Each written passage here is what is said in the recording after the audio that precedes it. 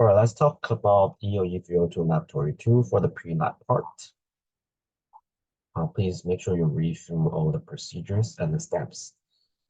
Uh, the question starts with a figure 2.0. So to build this circuit, there's two ways. One way we can do with desktop versions, all right, and the other is we can do with the live versions, all right. So I'm going to demonstrate how to do it with the desktop version first. So first, you're going to add a resistors, capacitor, inductor. All those are very straightforward and simple. Then we're going to add the function generators. Function generator goes to here, and the COM goes to the ground. Notice on YouTube, I also demonstrated another one, which with the DC power source plus a switch. That one works totally fine. Either one will make your circuit works. The one that you're actually building it in the lab will actually be similar to the one I'm going to demonstrate right now. So that's the reason I'm trying to build another videos to explain it. Okay, so this one goes to the input and this one goes to our ground and channel 2. And again, this goes to the ground. Straight and forward. Okay, so function generator was like a square wave. The frequency would be 20 hertz. Amplitude would be 5-volt peak. The offset is DC offset 5 volts. All right, so that's done. Channel 1, just use same as what you're going to use on your lab. So channel 1 is usually yellow. Channel 2 is usually green. We get green here. Put a green color here. Start running it. Okay, you can see the result already coming out. Okay, zoom in. So we can zoom in to have a more clear view to see it. All right, the important thing we need to worth to know it is we do not worry about channel 1. So the input signal is not important, so you can put 0. So that way you don't have to worry too much about channel 1. Adjust the time scale so you can see it better. You can adjust the time scale a little bit more so you can see it better and try to find where the ripple starts. So that will be this one. This is a good point. You can do it here. All right, continuous drop the time scale, and this one will be a very good way to analysis. So this part we're going to analysis here. All right, grab your cursors. Okay, then we can start measuring it. If you don't like the black background, if you think it's too hard to see it, you can change to the white one. Or if you don't like the white one, you can change to the reverse one. Just depending on how you like your background light, just like, similar to YouTube, depending on whether you like to work on whichever the environment is.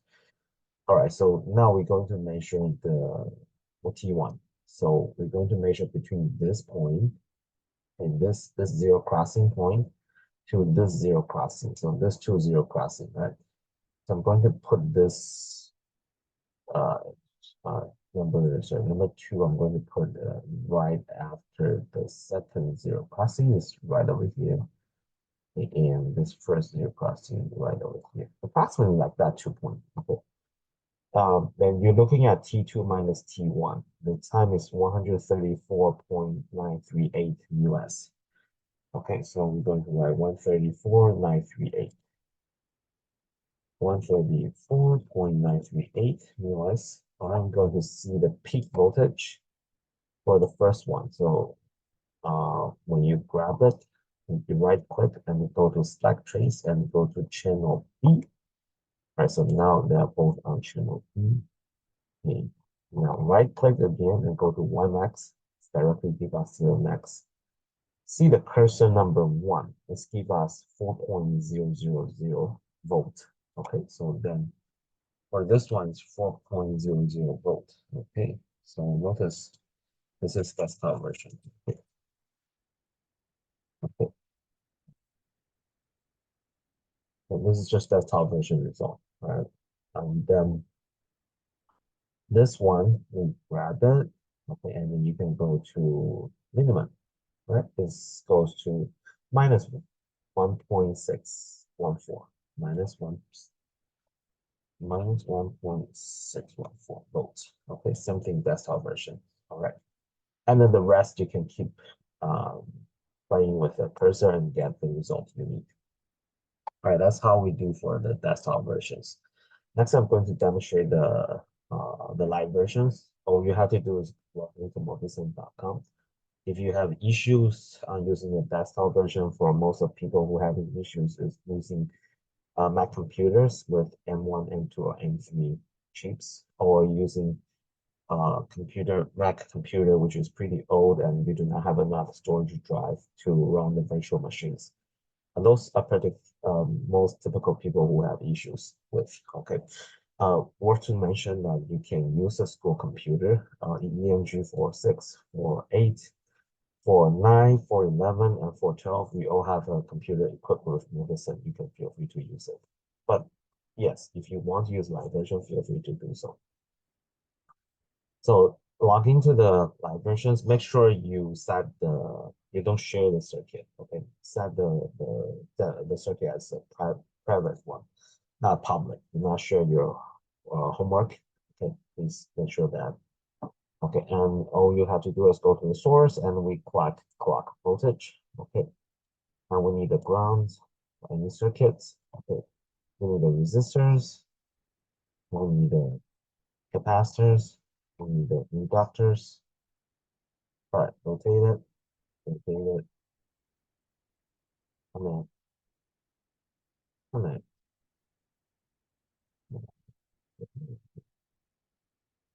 constraint, connect, connect, connect.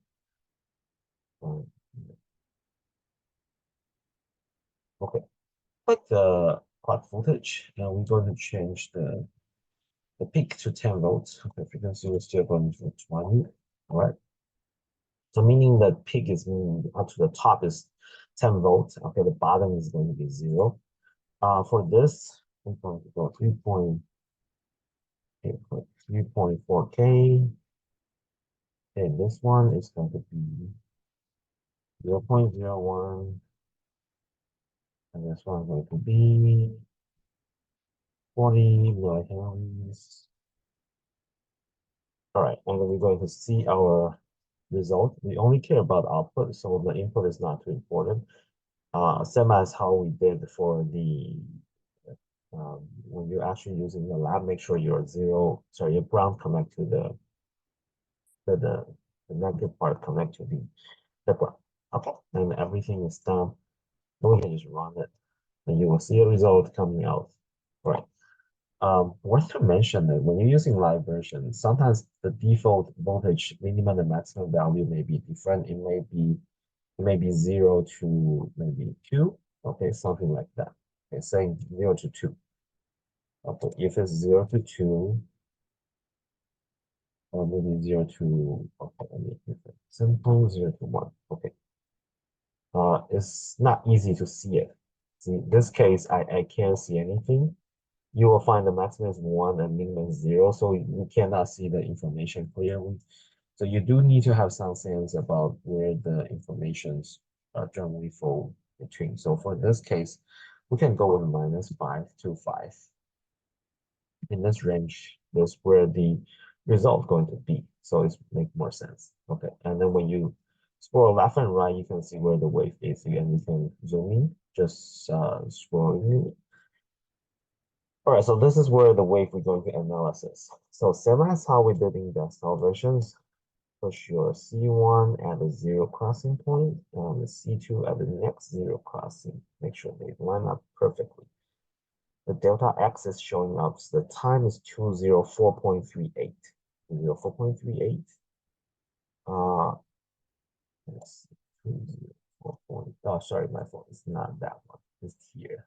That's why it's not right. So between this 0 crossing to this one is 4 cycles, right?